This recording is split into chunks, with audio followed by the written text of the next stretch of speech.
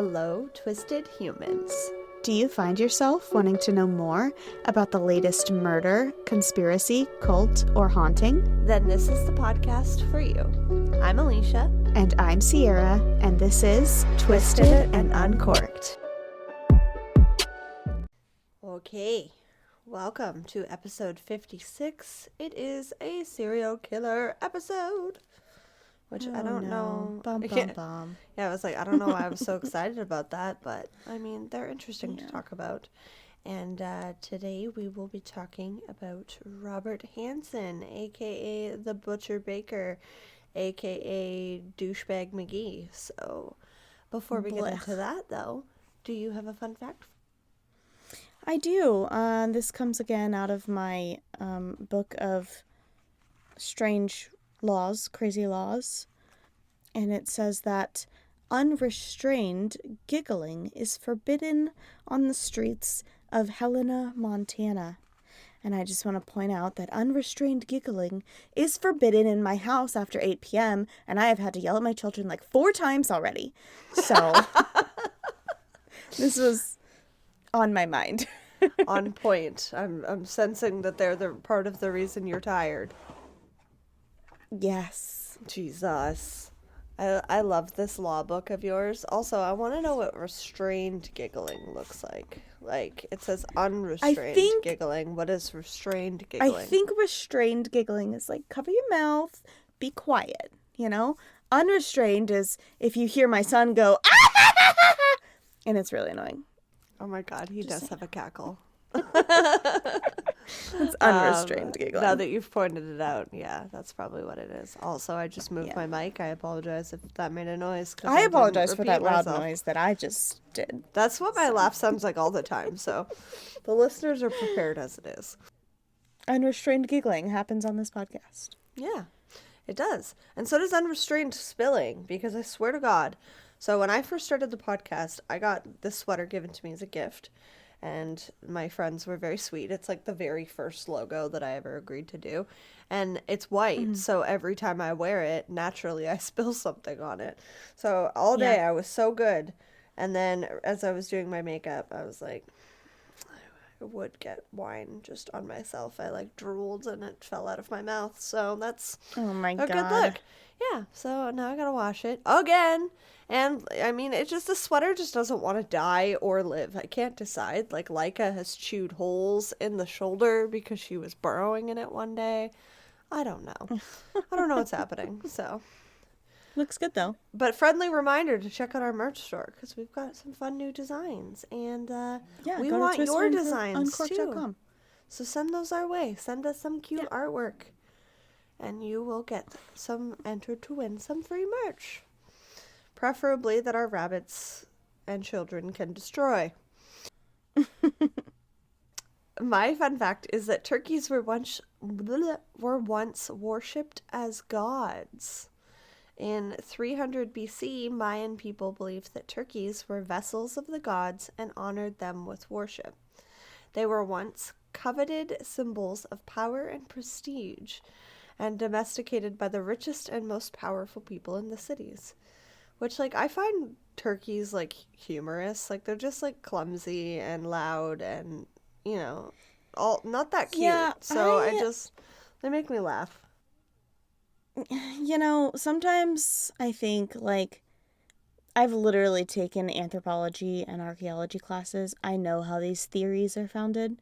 They're guesses based on evidence, but if you took to court that the Mayans worshipped turkeys as gods, they would be like, circumstantial case dismissed. No, they didn't. So I'm just saying, I don't know if I believe this shit, okay? That's insane. Yeah. Cats is one thing. Turkeys, no way. I know, but they like showed up in like drawings and stuff. So that's the belief. Yeah. I'm just saying that historians are misinterpreting. Okay. You're wrong, history. It's just weird. But also, like, all animals should be worshipped. So I guess, get it, turkeys? Not really sure. My transition in my notes was, speaking of turkeys, turkey usually pairs well with rosé wine. I'm like, that's so sad. Oh my god. But it does, and this wine in particular is one of those They go well with white fish and chicken and poultry. So, anyways, we're drinking Oliver Winery and Vineyards Sweet Rosé today. It's yummy. It is. It's not bad. I think it's. I don't know if it goes not well with curry, but that's what I had for dinner. So, the last 2 sips that I've had have been kind of like, bleh. Or my taste buds are just fucked up from not feeling well. All of the above is possible, but it's good. The bottle is already gone between prepping our sangria and today's episode. So, Oh my gosh. it's as per Mine is usual. not. As per usual Tuesday shenanigans. It's a really deep, like pinky color too. It's pretty, It is. right? Not bad. Not bad.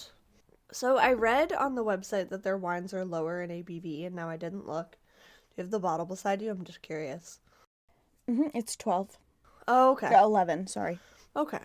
When I read that, I was like, oh man, did we get another like 7% again? Ever since that day, I now look at the bottle first. And there was one that I found that I really wanted to try, but it was a 9. And I was like, nah, that's weak sauce.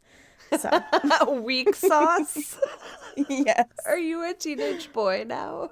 I am my husband. Yeah, that's true. That's really funny. I was like, I've heard Kevin literally say those words while playing video games, so that made me laugh. It was just outside of Sierra's usual terminology, but I like it. We've been hanging out all day. So. Aww, that's awesome. Tried to convince him to marry me today. Oh, how did Instead, that? we got Because it's sushi. 2:22:22 too when we were Yes. recording this. Yes. Was the sushi at least really good? It was delicious. I mean, you're Fucking not getting amazing. eloped today, but I mean, you got Yeah. sushi, so.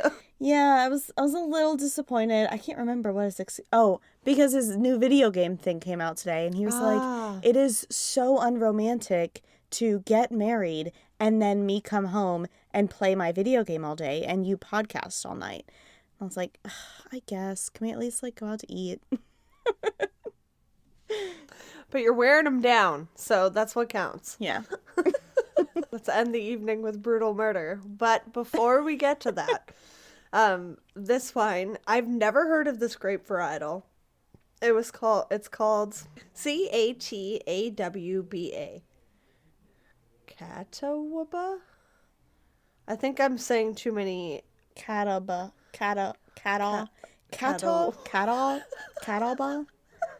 W and B doesn't go well next That's to each what other. I mean. I think I'm using too many it's syllables.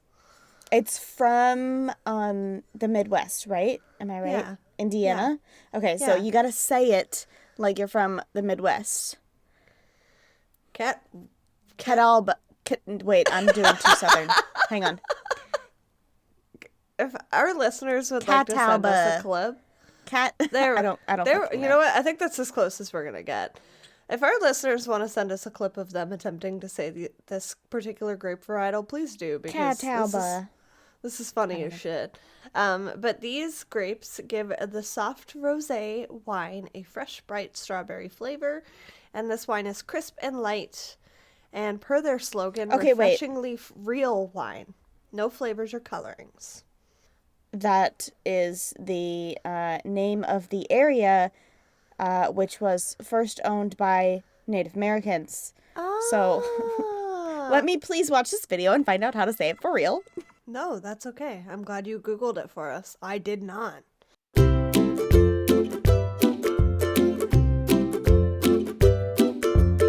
Catawba.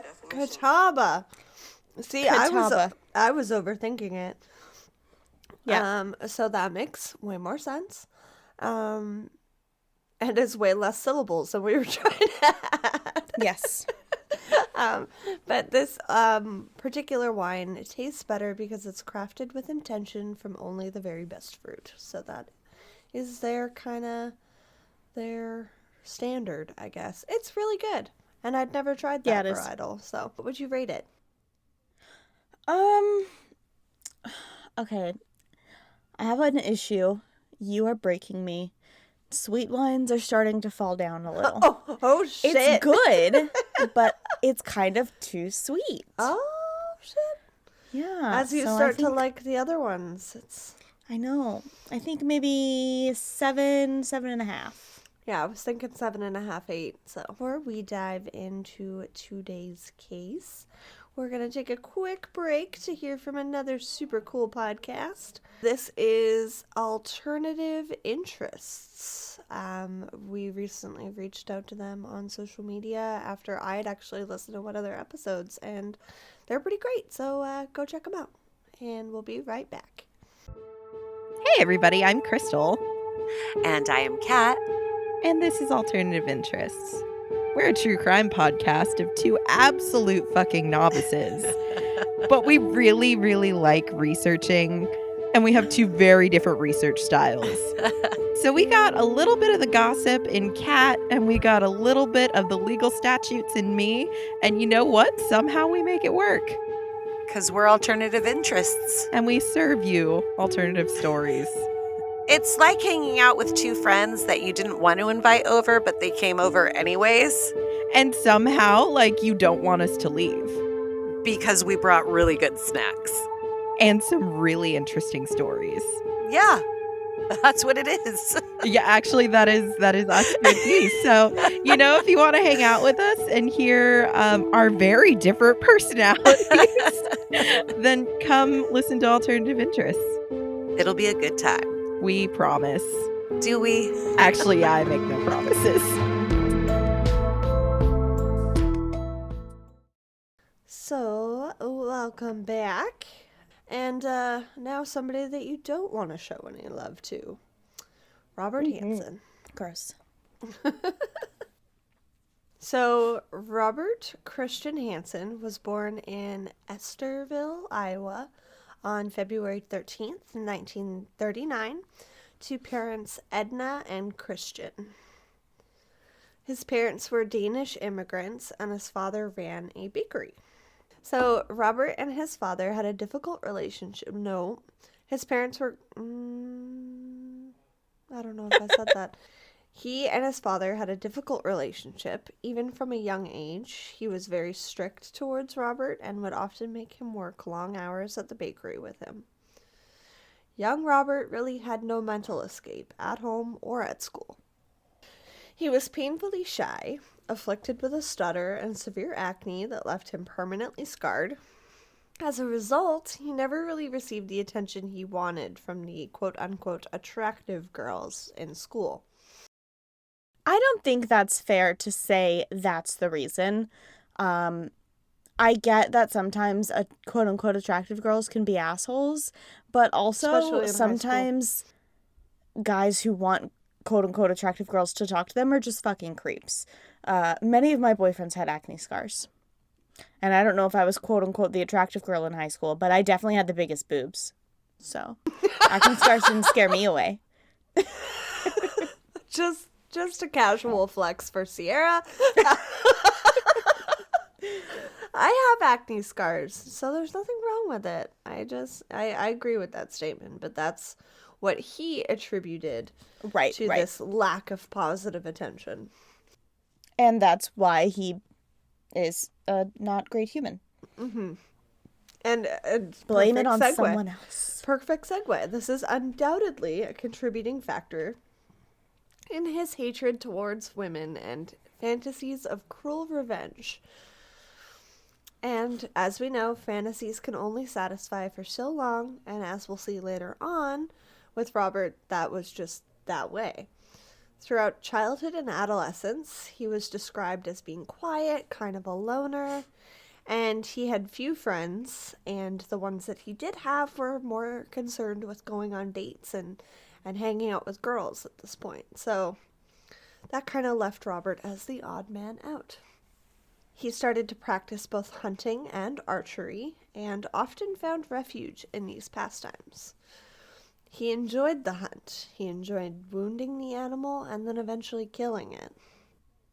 Okay, can I just break in here to say, in high school, my dad was on the archery team, and he was great at it. I myself own many guns, and I think that shooting guns is cool and fun. Not cool as in everybody should do it, but like as in I do it as a pastime. We're gonna at get a place lot of angry where emails. it is. Please direct all of them I at know. Sierra. I know. Shooting guns is not cool unless you are at a place where it is legal And safe to do so. watched over and safe, and you've taken courses on it like I have. So once again, I just feel like Robert Hansen is such this blame everything else, never himself kind of thing. So I feel the need to point out, you can love hunting without loving wounding animals. Like, that's not the best part of hunting, No. okay? I know and that's many a people huge who red hunt. flag also. Yes. Yeah, that's the issue with it. It's not an issue that he loved to hunt. It's an issue that he loved to wound the animals. That's disgusting. That's not the part you're supposed to love. Yeah. And the fact that he described it that way, too, is just... ugh. Right. Makes your skin crawl. And because he was so busy working with his father in school, he was usually only able to go hunting about once a month. But he enjoyed it as much as he could when he was able to do so. I'm making a face for people not watching on YouTube. Don't like it. In 1950s, and also Robert Hansen was an avid hunter, but he was also a trophy hunter, and I have separate issues with trophy hunters. So. Yeah, I know people who do that as well, so I'm not going to talk too badly about it, but the point of hunting has always been to help with population control and for sustenance to eat. I mean, if you're going to take a trophy from something that you're going to eat, fair enough. But if you're just going to go and use all parts of it for the sake of that, that's something I have. Yeah, that's different. That's mean. Yeah. Leave the beautiful beings out there. That's just our 2 cents. And in 1957, Robert enlisted in the United States Army Reserve and served for 1 year before being discharged. I wasn't able to find any information on why he was discharged. Maybe he just, I don't know. But it wasn't dishonorable or honorable, so do with that what you will. There is literally a thing called other than honorable, so that's fine. Really? That's so funny. Other than honorable. He later worked as an assistant drill instructor at the police academy in Pocahontas, Iowa, which is like the greatest town name ever. I want to live there. And Robert, now 21 years old in our story, began a relationship with a younger woman who to this day remains unknown. He married her in the summer of 1960, but this wouldn't last long, and his behavior would continue to escalate. On December 7th, 1960, Robert was arrested for burning down the Pocahontas County Board of Education school bus garage. What a dick. Right? Rude. He sought this as a revenge for his unpopularity in high school and a town that rejected him. For this crime, he served 20 months of a 3-year prison sentence in Anamassa State Penitentiary. As we know with serial killers, like we mentioned earlier, of his liking to wound the animals being a red flag, there are other red flags for later crime behaviors. Arson is definitely one of those, as well as the harm of animals and sometimes constant bedwetting. During his incarceration, he was diagnosed with bipolar disorder. At the time, it was called manic depression, with periodic schizophrenic episodes. Now, as we've talked about many times lately, with our coverage on the pharmacist and catfishing and everything, we've talked a lot about health lately, and these disorders are pretty severe, especially if left untreated. And especially at the time that we're dealing with, they weren't taken as seriously. So I will give him this. However, it doesn't make anything that he did okay. Yeah, it's one of those things that I feel like we say all the time is just because you were this way doesn't mean you had to eventually be that way. A lot of people start out this same way as you, and they don't do what you ended up doing. So, If one person cannot do what you ended up doing, you cannot do what you ended up doing. Exactly. Yeah, like just fucking don't. Yeah, it's not good. And there were so many red flags along the way that, pointed to troubled behavior, and so much that we're going to talk about here shortly that's even more frustrating because there was a lot of instances where he should have been caught. Like, a lot. Yeah. But we will get there. The psychiatrist that made the psychiatrist who made the diagnosis noted that Robert had infantile personality as well, and was obsessed with the idea of getting back at people that he felt had wronged him, which we kind of see with infantile the arson. personality. I love that they call it that. That just means you're an immature little fucking boy, okay? Be a man, grow up. He's a fuckboy. 1970s fuckboy. He is a 1970s fuckboy. Oh, that's so funny. Don't be a fuckboy. Yeah, don't be Robert Hansen. And we kind of see this feeling of getting back at people a little bit with the burning down of, and like his anger taken out on animals when he was hunting, and also, and it's always the women's fault for them not liking him. Like, if that many women don't like you, maybe it's you. Yeah, just saying, maybe you gotta try something new. It's fine. And with this though, while all of this was happening, Robert's wife was filing for divorce while he was incarcerated, which is like not great timing given all of these. I mean, I think I would. Ahas, but no, I would definitely too. She saw the warning signs and was like, right, you just got arrested for burning down a school bus garage. Like, I'm out. Because you were mad at people for bullying you in high school? Yeah. Like, that school bus garage has nothing to do with those people who bullied you in high school. They're not even there anymore. No. So it's sad. Like you said, he needs to grow up. Over the next few years, Robert was jailed several times for petty theft. He was actually diagnosed as a kleptomaniac as well, and would often brag to coworkers about the power that he felt and the things that he stole. Cool flex, but okay. Like, again, it's just sad. Like, I can just picture his coworkers being like, okay, whatever you say. If you want to know what kind of things me and Alecia and even Amanda Goodness of Drinking the Kool-Aid stole, head on over to our Patreon and listen to February's Bitch and Wine. Yes. Excellent flex, what a Sierra. Conversation. Excellent segue. No, it's true. You guys gotta listen to that. It's too good. Some of us get caught, some of us don't. Stay tuned. Yep. It is embarrassing, but you guys will laugh just as hard as we all did when we listened to it.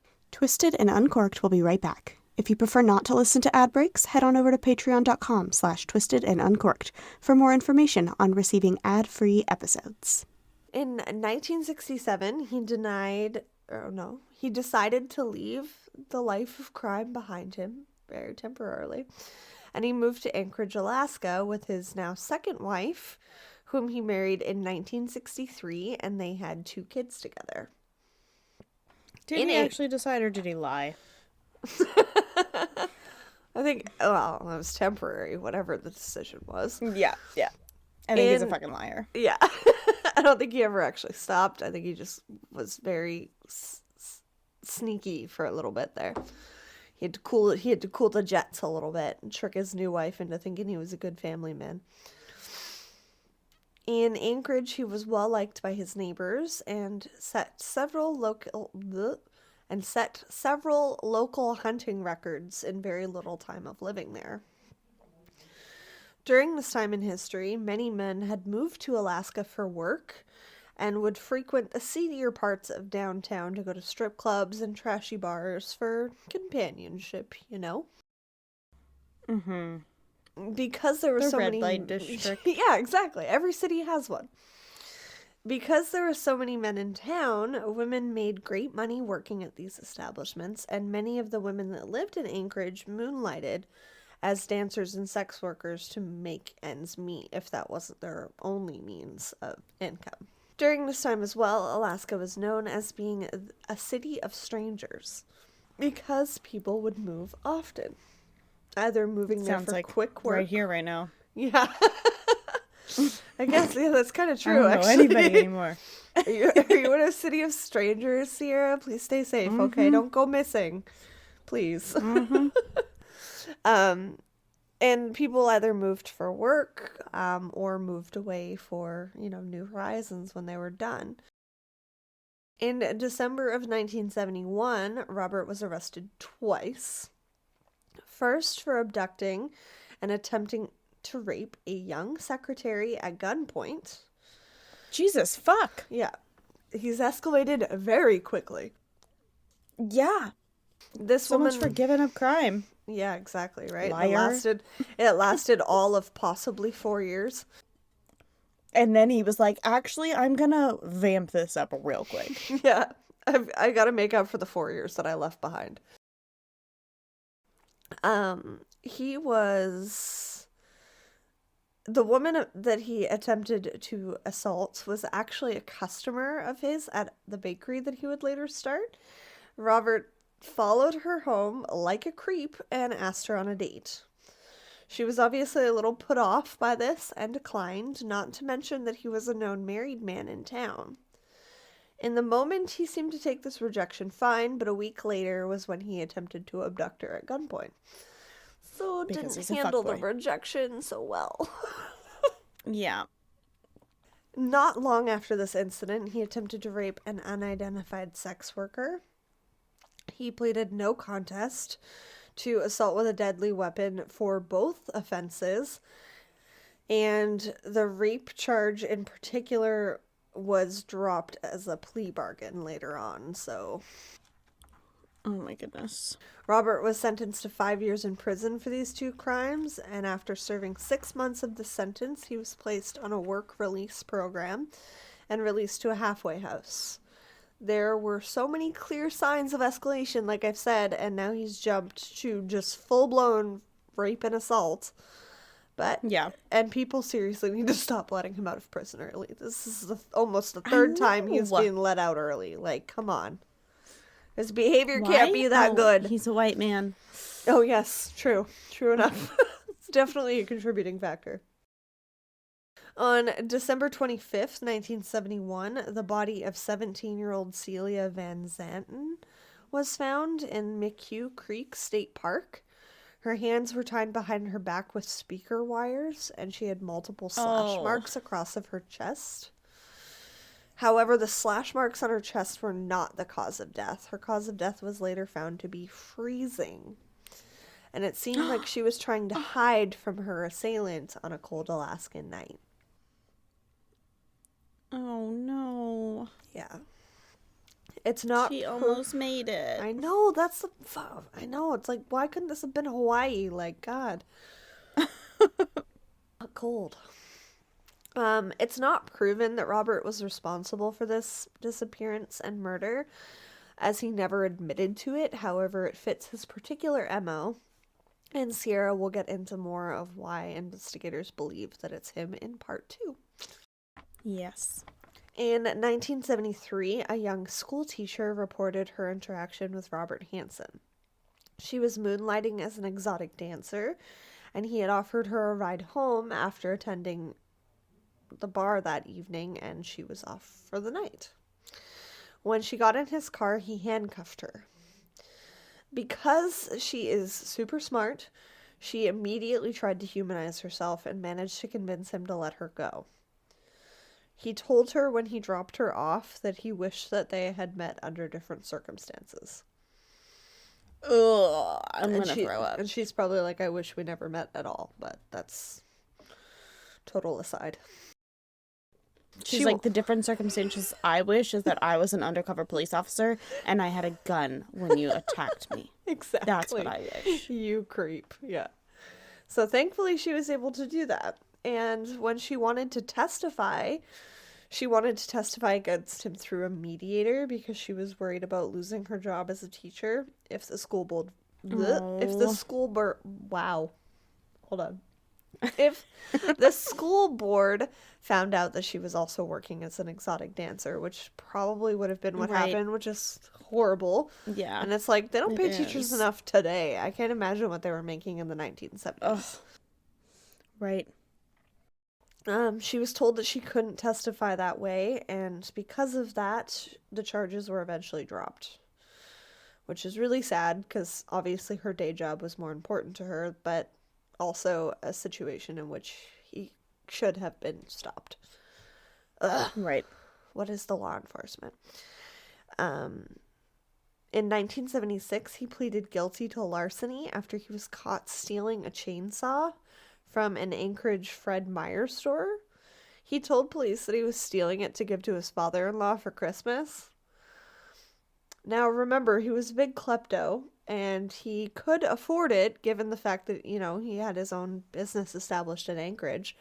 He just loved the Right. thrill of seeing what he could steal and get away with. Goodness gracious. He was sentenced to 5 years in prison and required to receive psychiatric treatment for his bipolar disorder, but the Alaska Supreme Court reduced his sentence and he was released with time served already because he had been in prison before. Of course. Yeah. Ridiculous. Just let him go again. Yeah, again.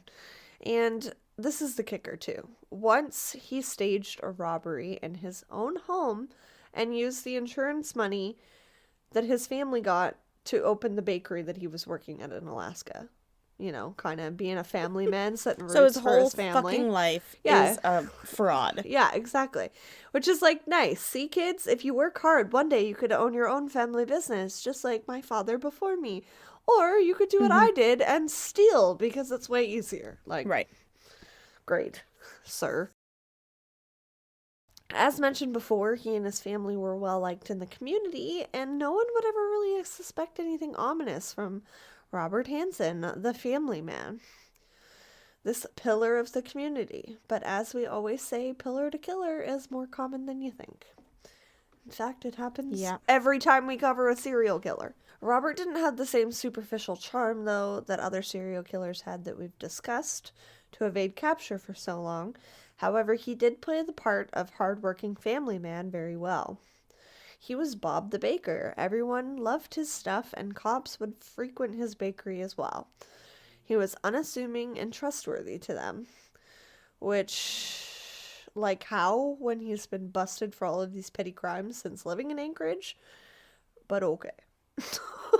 Yeah, they don't keep records of that shit. They're looking He's the a other white way. guy. Yeah, it's like, oh, but his donuts are really good. Like, I don't get it. Robert began frequenting the red light district of Anchorage even more than he already was. He would hire sex workers for oral sex particularly, which he quoted later as saying that he respected his wife too much and didn't want her doing that. Which, like, I'm sure she doesn't appreciate you going to other women for anything, but okay. And nothing is wrong with giving oral sex. It doesn't make you less of a lady. Yeah. Fuck.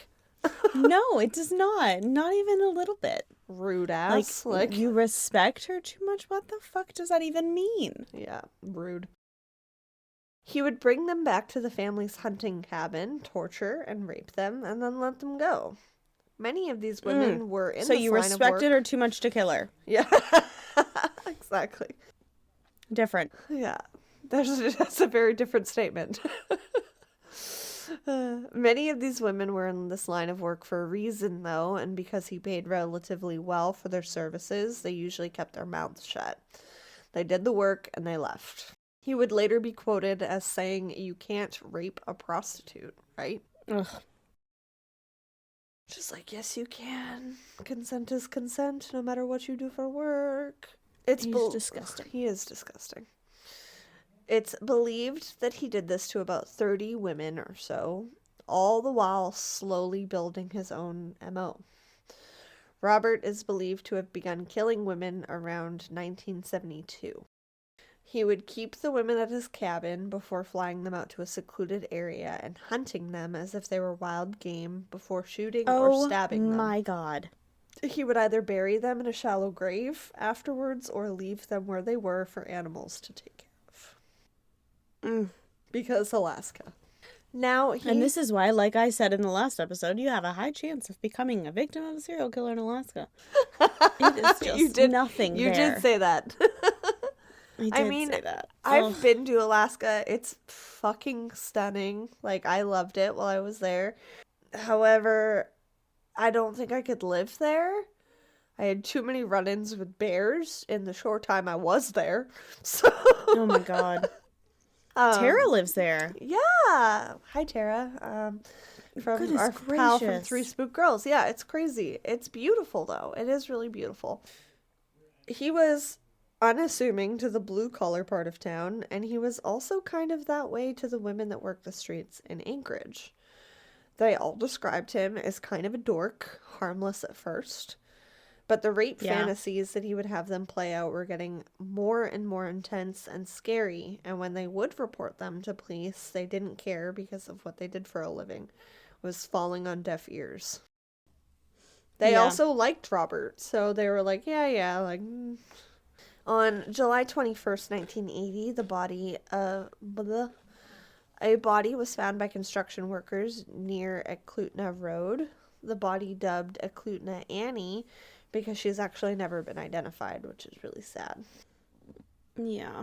She had been stabbed in the back, and by the time her body was found, it had been partially eaten by animals, and many of the bones were carried away, so they weren't even able to recover a full skeleton.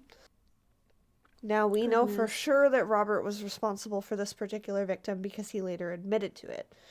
He would tell investigators that in the summer of 1979, he drove her out to the lake after picking her up hitchhiking.